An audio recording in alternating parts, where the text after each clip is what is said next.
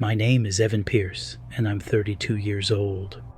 I don't believe in hauntings, demons, cursed highways, or any of the glitchy phone footage people swear is proof the other side is leaking through.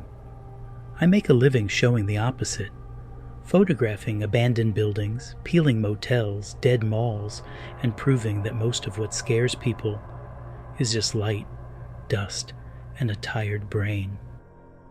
That's what I thought anyway. I used to tell people, if you understand how shadows work, nothing in the dark can really surprise you. Then I drove past mile marker 0. I'm not here to convert you into a believer. Honestly, I hope you don't become one. Belief, after what happened on that road, feels less like faith and more like a scar. All I want is for you to hear me. Because if you ever find yourself alone on a highway after midnight and a rest area appears where there shouldn't be one, if your GPS stops making sense, if you feel like the road behind you is heavier than the road ahead, I want you to remember what I'm about to say. I want you to remember me. It started on a night that should have been boring. I was halfway through a 7-hour drive, headed to meet a friend at an abandoned roadside motel we'd planned to shoot at sunrise. The kind of place with busted neon, algae green pool water, and sun-bleached no vacancy signs that never light up anymore. Exactly my scene. The highway cut through a long stretch of desert. No towns, no houses, just scrub and rock and a sky that looked like someone had painted it black. My high beams carved out a pale tunnel ahead of me, and everything else just didn't exist. I'd driven that same stretch more times than I could count. I knew where the old gas station with the broken sign was, where the worn-down billboard for a famous pie shop leaned into the wind, where the road dipped just enough to make your stomach flip if you hit it too fast. At around 12:15 a.m., my cell signal finally died. GPS switched to that little offline mode and the blue route line froze. Annoying, but not unusual. Then, in the middle of all that emptiness, a sign appeared on the right. Rest area, 1 mile. Plain green, plain white letters, no icon for bathrooms, no picnic symbol, just the words. That was wrong. There were no rest areas on that stretch. None. My brain snapped to attention in a way it never does at midnight. I checked my mental map, the one you build without thinking when you drive a road 100 times.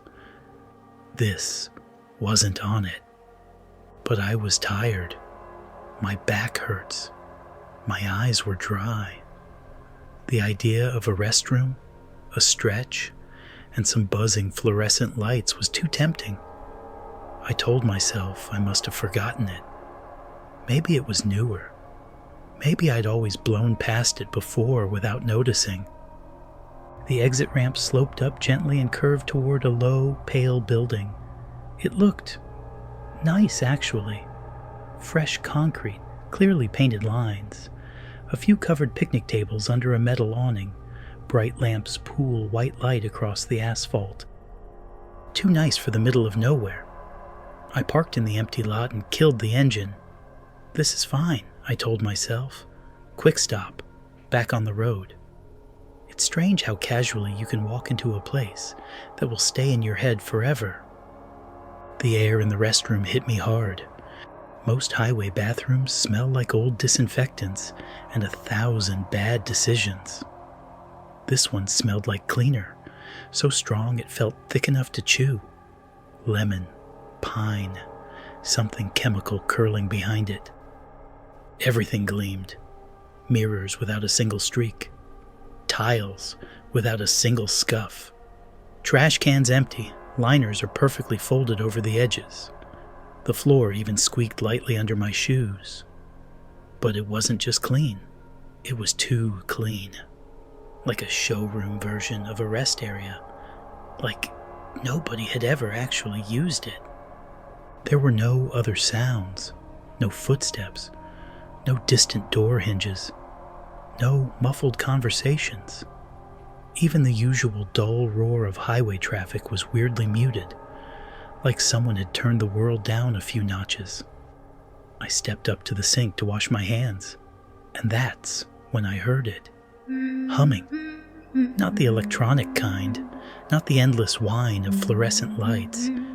A human tune, soft, breathed, on notes. A little shaky, like whoever was making the sound was tired or far away. I froze, hands under the water. It wasn't coming from the vents, not from the hall. It was everywhere. The sound didn't seem to have a location. It just floated close to my ears, like someone singing from inside my skull. I turned off the faucet, but the sink beside mine was still running. I glanced at it. Warm water rushed from the tap. No motion sensor. No handle turned. The metal was dry, like it had been flowing for hours without splashing. That's the first moment I remember a real, rational alarm going off in my head. Not screaming, not panicking. Just a hard little knot of this isn't right forming in my chest. I told myself there must be a night attendant somewhere. Maybe in the supply closet. Maybe on a smoke break out back. Maybe the sink had a broken valve. I dried my hands on a paper towel, tossed it, and glanced around one more time. No footprints. No smudges. No paper scraps on the floor. No sign anyone had been there before me. The humming rose a little, like whoever was doing it was taking a breath. I walked out, fast. The highway was exactly where I'd left it, flat, dark, and stretching out forever. I pulled back onto the road and told myself to focus. Drive straight, count the minutes, hit the next known landmark, and prove to myself that nothing was wrong. The minutes stretched. The road didn't. It's hard to explain that kind of wrongness. It wasn't dramatic. No sudden turns, no massive hills, no obvious changes. Just a subtle sense that the distance between me and reality was stretching along with the asphalt. After about 10 minutes, the road curved gently to the right. A pool of white light appeared in the distance. A low building, a metal awning, familiar shapes.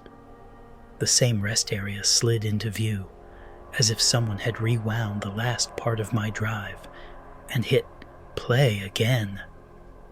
I felt cold, even though the heater was on. I slowed as I passed the entrance, staring at the sign, the layout, every detail. It was identical. Same number of lamps, same angle of the roofline, same nothingness around it. I checked the clock on the dashboard. 12:17 a.m. That couldn't be right. I'd been driving for at least 20 minutes.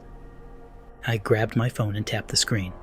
12:17 a.m. I refreshed it. 12:17 a.m. My GPS, which had been frozen on an old position, flickered like it wanted to catch up, and then the entire map went blank. No roads, no labels, just my location dot floating in gray. For the first time in a long time, the part of me that lives in logic had nothing to say. I should have driven past. I know that. You probably know that. But curiosity and arrogance have the same voice, and mine said, if you don't check, you'll spend the rest of the night inventing explanations. So, I took the exit again. The second time felt different the moment I stepped inside. The air had lost its heavy warmth. A chill slipped under my jacket. Not a sharp cold, but that thin, hospital-like temperature that always feels a couple of degrees below comfortable. The bathroom lights weren't as bright, shadows collected in the corners. Not dramatic, just enough to make straight lines look a little softer, a little less honest. One stall door, which I was sure had been open before, stood closed. At first I tried to ignore it. I went through the motions, used the urinal, washed my hands, avoid the mirror. Don't give the weirdness anything to cling to. Then the knocking started. 3 soft knocks spaced evenly. I froze. They came from behind the closed stall door. "Hey," I called, forcing my voice steady. "You okay in there?" Silence. Then, again. Knock. Knock. Knock. I crouched down against every screaming instinct in my body and looked under the door. Empty. No shoes. No legs. No shadow. But the knocks kept coming from about shoulder height, solid and precise, like someone's forehead was leaning against the door and their hand rested just beside it. I stood up slowly. My heart rate had doubled and I could feel it pulsing in my throat. That's when the humming returned. Same tune, same soft, slightly uneven rhythm. But now it wasn't just familiar, it was painfully specific. My wife used to hum like that when she thought I was asleep. Late-night road trips, long days that ended with us collapsing on the couch. Toothbrush in one hand, phone in the other, half a melody slipping out without her realizing. She'd been gone for 3 years. Accident. Wrong lane. One of those things people call instant. Hearing that sound in a deserted highway bathroom made something inside me twist so fast I almost doubled over. Coincidence? The rational part of me rasped. You're tired. You're remembering things. But exhaustion doesn't close doors behind your back. Exhaustion doesn't knock in sets of 3. Exhaustion doesn't pick the one sound that hurts you the most. I backed away, every step stiff. I didn't wait for another knock. I didn't look at the stall again. I left. By the 3rd loop, the rest area had dropped the act. I saw it before I even turned off the highway. The building sagging, its white paint cracked and peeling, the lights dim and yellow. One of the lamps over the picnic tables hiccuping between on and off. It looked older, worn down, wrong in a way that made my teeth itch. I don't know why I parked again.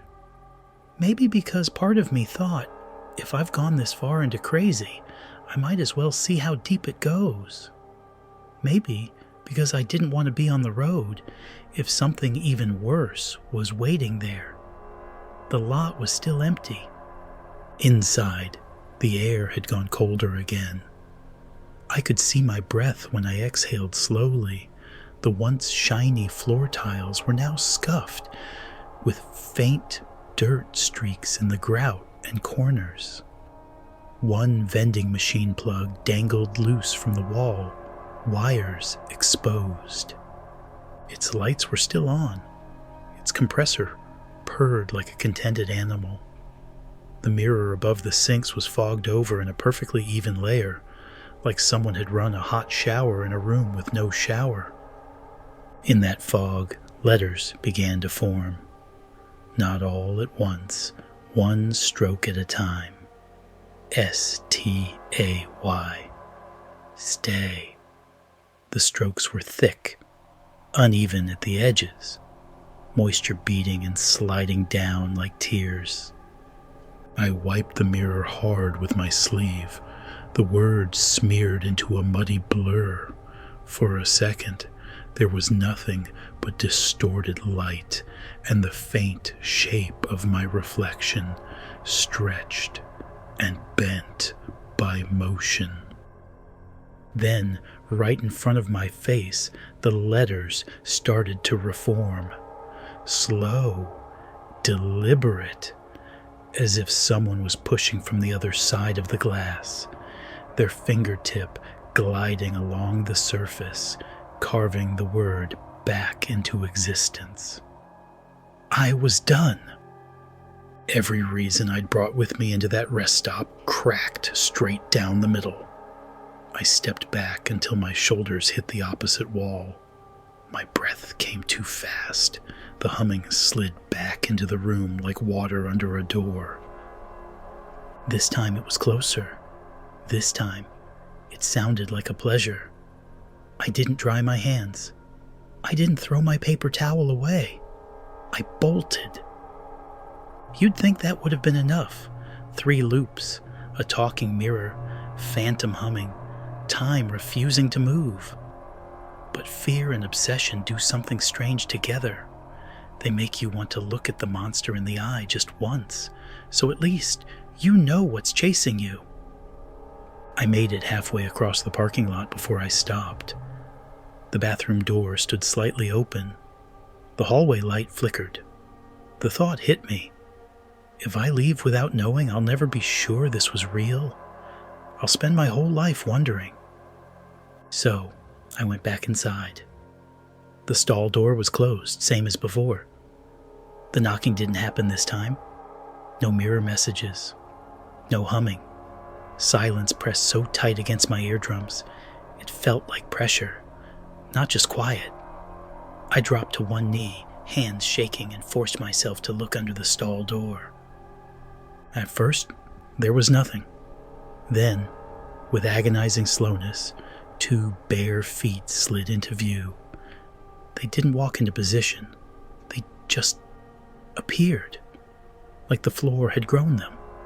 Skin too pale for the cold. Toe perfectly still. No shifting weight, no flexing. My breath stopped in my throat. The humming ceased as if cut mid-note. Then a voice whispered through the thin metal of the door. "You made it back." Not angry, not excited, just satisfied. I scrambled to my feet so fast I almost slipped. The door didn't open. The feet didn't move. But the air in the room bent around me like I'd stepped into the center of something's attention. I backed out of the bathroom with my eyes locked on the stall. The closer I got to the hallway, the heavier my limbs felt, like gravity had been quietly turned up. The hallways seemed much longer than usual, with fluorescent lights buzzing loudly and unevenly overhead. When I shoved through the door into the open air, my car headlights were already on, waiting.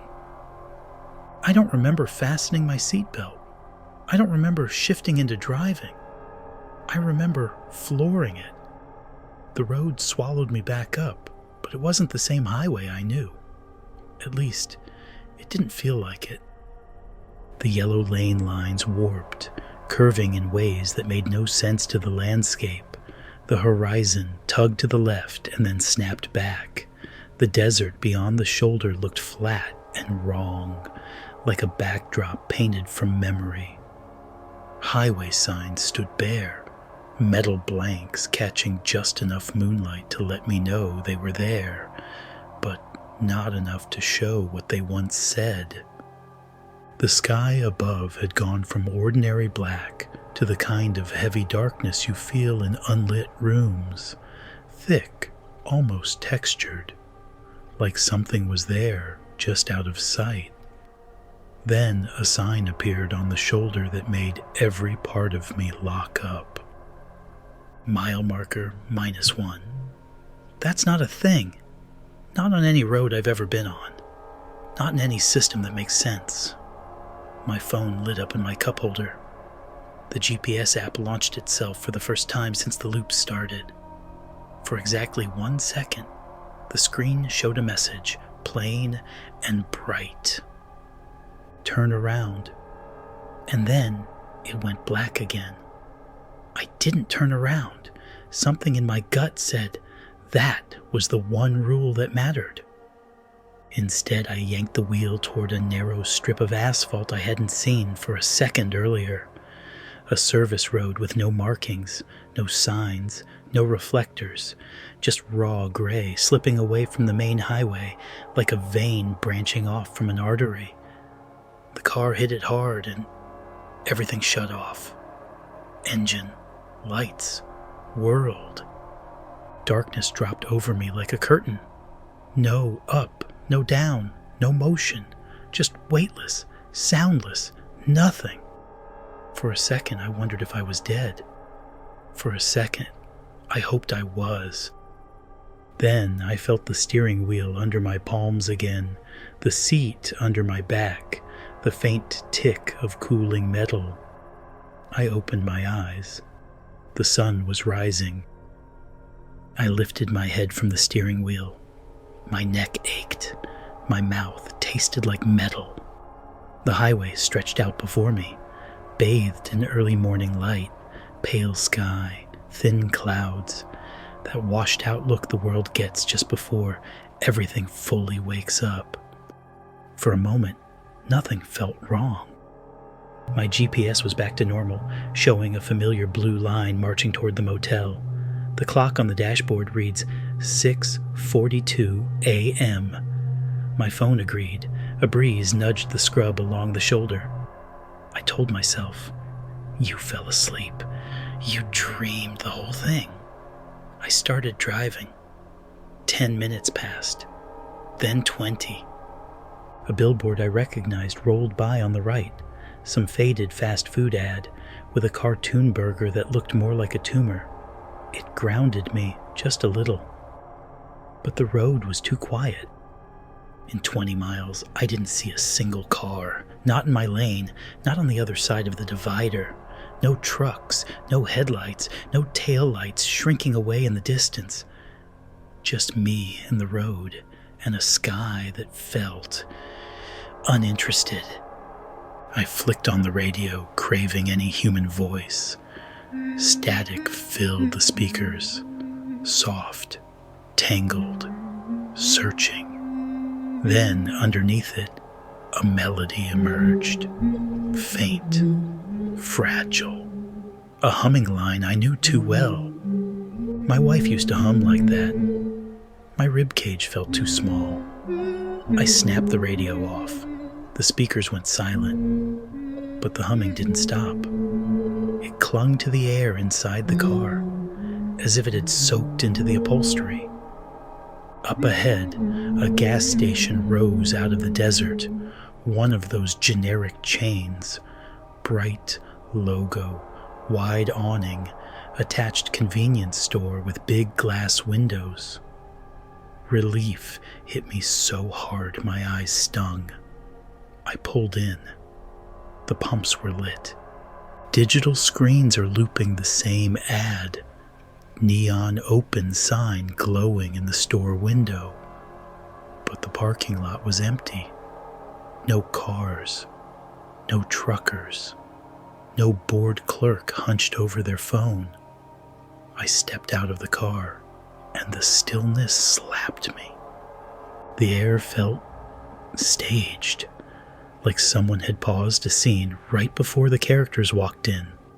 I walked up to the glass door of the store and cupped a hand against it, peering inside. Shelves fully stocked, coffee steaming on hot plates, a rack of lotto tickets behind the counter. No people. I tried the handle. It didn't budge. Not even a rattle.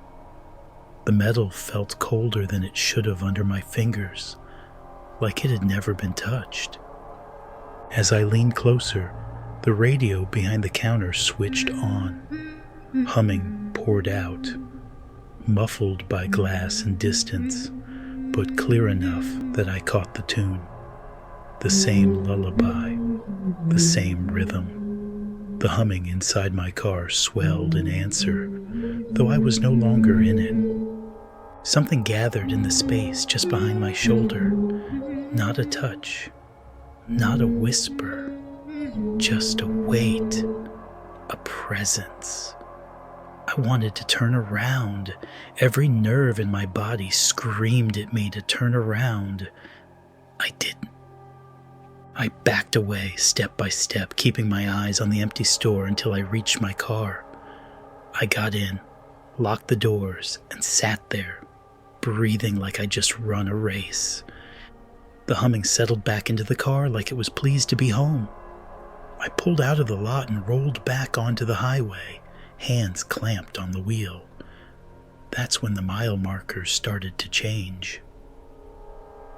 Mile 3. The numbers looked warped, like someone had pressed a thumb into the paint before it dried. A few minutes later, Mile 1. The edges of the letters fuzzed in my peripheral vision like they were vibrating. And then, far ahead, one more sign rose from the shoulder. I already knew what it would say. Mile 0. As I passed it, the air above the road shimmered in the early light. The shape of the rest area gradually appeared on the horizon. Same shape, same awning, same impossible sense of recognition. The loop hadn't ended. It had just given me more room to run. Somewhere between that Mile 0 sign and the slowly sharpening silhouette of the rest area, my brain stopped panicking and started calculating. I replayed everything. The sink, the humming, the knocking, the feet, the stall, the mirror, the sign with -1, the app that told me to turn around. And one small detail stood out, so obvious I wanted to scream at myself for not seeing it sooner. Every time the loop snapped tightest around me, I'd been looking back, checking the rear view, glancing in the side mirror, looking at the clock, looking back toward the building. Each time I tried to reassure myself by seeing what was behind me, the trap reset. What if that was the rule? What if this thing, this place, could only hook me when I gave the past my attention?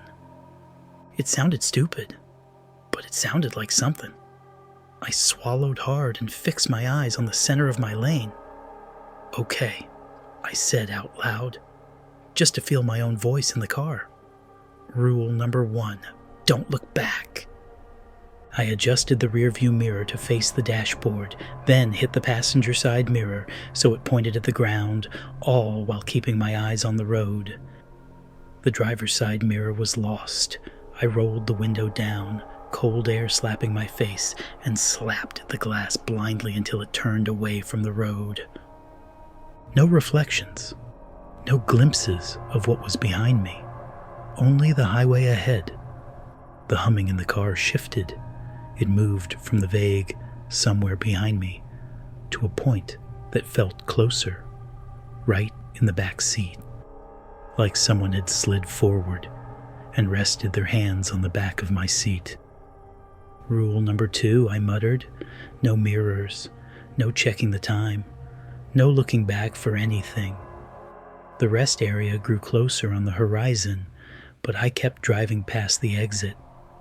Every cell in my body expected to feel my hands turn the wheel on their own, like a puppet on strings. They didn't. Not yet. That's when the voice came. "Evan?" Soft, warm, so familiar it made my eyes burn. It was my wife's voice. Not a memory, not a recording. The living version I still heard in my dreams sometimes, full of little breaths and half-formed laughs. "Why won't you look at me?" she asked. My fingers locked on the wheel. My throat closed. I tasted copper. I could see her in my mind without trying. The way she'd tuck one leg under herself when she sat in the passenger seat. The way she'd lean her head against the window and hum softly whenever the world felt too quiet. For one heartbeat, I almost turned, just to see, just to know. "It's not her," I rasped. Rule number 3. It's not her. The humming faltered. The pressure in the car thickened, air turning heavy as if the entire cabin were filling with water. Then her voice broke. Turn around. The edges of the words frayed, splitting like an old tape being played too loud. Another voice bled under hers, slower, deeper, dragging my name out like it was savoring the sound. Evan! Turn! Around! I pressed my foot harder on the gas. The road warped at the corners of my vision, lane lines peeled upward in my peripheral sight, drifting above the asphalt like they were trying to escape gravity. The horizon bent, then snapped back, then bent again. I didn't look at any of it. I stared at a single point between my headlights and refused to blink longer than I had to. Something moved in the back seat. Fabric rustled. A palm flattened against the side of my headrest. Warm breath brushed the back of my neck. I kept driving. Seconds stretched. Minutes warped. Time stopped feeling like something you could measure and turned into something you endured. Slowly. So slowly I almost didn't notice. The air eased. The weight lifted from my shoulders. The humming thinned, faded, and then vanished entirely, like a radio drifting out of range. The sky ahead brightened from dull gray to a clear, open blue. A truck roared past in the opposite lane, the driver shooting me a brief, annoyed glance, for no reason I could see. 2 more cars followed. The next sign I passed said, in perfectly straight letters, Mile 47. No flicker, no warp, no wrongness. I kept driving until my hands stopped shaking enough to turn the wheel. When I finally pulled into a new rest stop, small, old, bustling with people walking dogs and kids arguing over snacks, I parked between 2 minivans and just sat. The car ticked as the engine cooled. Voices floated through the air. A kid laughed loudly. Someone slammed a door. Normal sounds. The most beautiful sounds I'd heard in my life. Eventually, I forced myself to turn around and look at the back seat. Empty. No one. Nothing. But when I checked my phone, my stomach dropped. My camera roll was full. Hundreds of photos, all time-stamped between 12:17 a.m. and 7:04 a.m., a span of time my memory held as a blur of bathrooms and desert and fear. Most of the shots were warped, snapped at strange angles, tiles stretching, stalls bending, reflections smeared like wet paint. A few were photos of me, apparently taken from behind, the framing wrong, like a tall person had been leaning over my shoulder, just watching. The last photo was the worst. My own face filled the frame. I was driving, eyes wide and bloodshot, sweat shining on my neck. The world outside the windshield was wrong, colors smudged into each other like wet chalk. And just over my shoulder, in the blurred dark of the back seat, something leaned forward into the edge of the shot. Her hair, her silhouette, and a smile that didn't belong on my wife's face. I deleted it, deleted all of them, emptied the trash folder, turned the phone off. It didn't change the fact that at some point something had been close enough to touch me. Close enough to hold my phone, close enough to see my face from inches away. So, I'm telling you this, not because I want you to believe every detail, not because I think my word is enough to rewrite your understanding of the world. I'm telling you because of one simple rule. If you're ever driving alone at night and you see a rest area near mile marker 0, and the lights are all on and the parking lot is empty, and your GPS can't quite decide if the place exists, keep driving. Don't check the mirrors. Don't glance at the clock. Don't double check what you saw. And if, after you pass it, you hear a voice you love whisper your name from the back seat, no matter how soft it sounds, no matter how badly you miss them, don't look back.